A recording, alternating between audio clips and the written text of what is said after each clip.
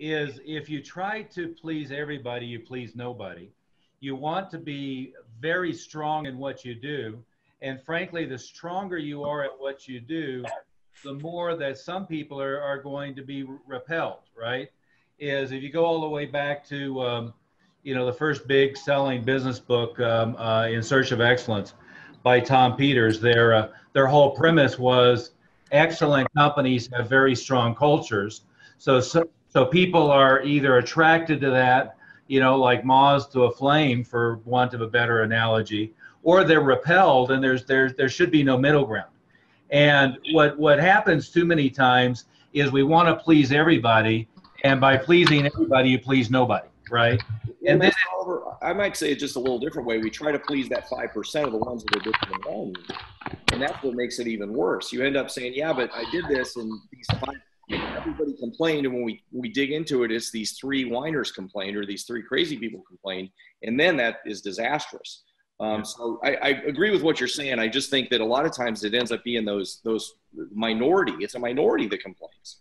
Well, or we let the parents or the students be acting consultant for how we run our school, and in 99.999% of the cases, they don't have a freaking clue, how to run the school. And we have this mismatched message in our mind that the customer is always right. Well, we want to appeal to enough people to have enough of them paying what we need them to be paying to do the revenue. But we don't need everybody to like us. We don't need everybody in the community to be attracted to us. We just need enough of the right ones. And then what we do have to do is we have to be careful that we're structuring our school so we're attracting the ones we want and repelling the ones we don't want, rather than vice versa.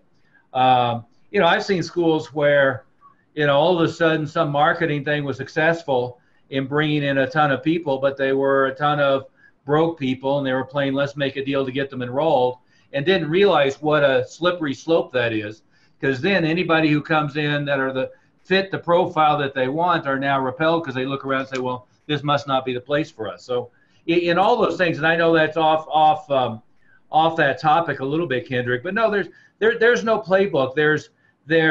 You've got to have a decision about who's in charge of what. And it's common that you see organizations with, the second or third generation taking over. You see commonly two issues, right? You see the next generation clueless and therefore running around doing stupid things.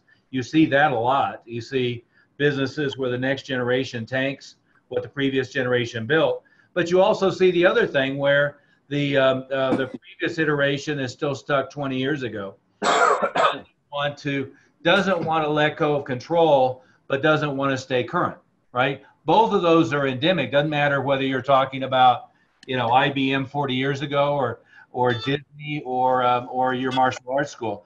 And there's no easy, simple way to decide that or to solve that. But the main way to solve it is you've just got to sit down and there's a book that I like called Crucial Conversations. You've got to sit down and have the conversation of who's in control of what, and then make a decision on whether that's an acceptable way to do it or not, right?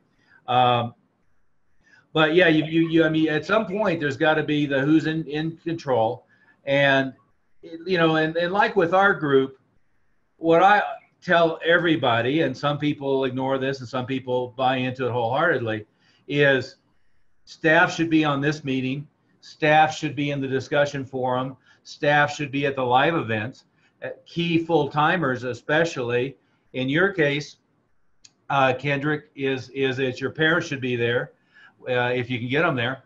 And number two is I always tell people, husband, wife, son, daughter, any of those people, because at least if you're all hearing the same message and the same training and you're working with other top school owners, then at least you're all hearing the same message. One thing that's very difficult to do, and I see this more often on the martial arts side than on the business side, but I see it on both, is it's very difficult to always be the guru in everything.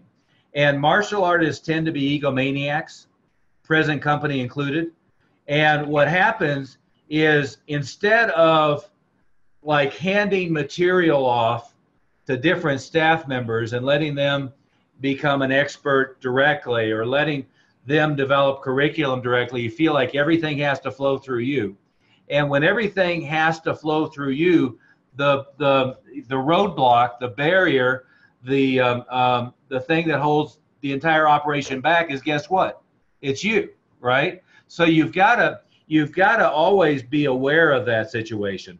So, you know, for everybody, if you have a full-time program director, they should be on these meetings.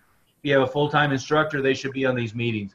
If you have family members who are allowed to make a decision about program structure, about pricing, about systemic issues, or about finances, you know, they've got to be involved directly. I mean, it's very important.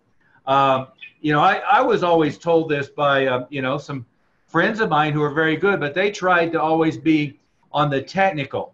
They tried to always be the guru. And I would send like one instructor out to train with, you know, some Eskrima guy, whoever was, Angel Caballas is one of them, and a couple of others. But I would send a staff member out to become really good at that, and then bring people back. One, because I didn't want to, and number two is I knew I didn't have to be the expert in anything.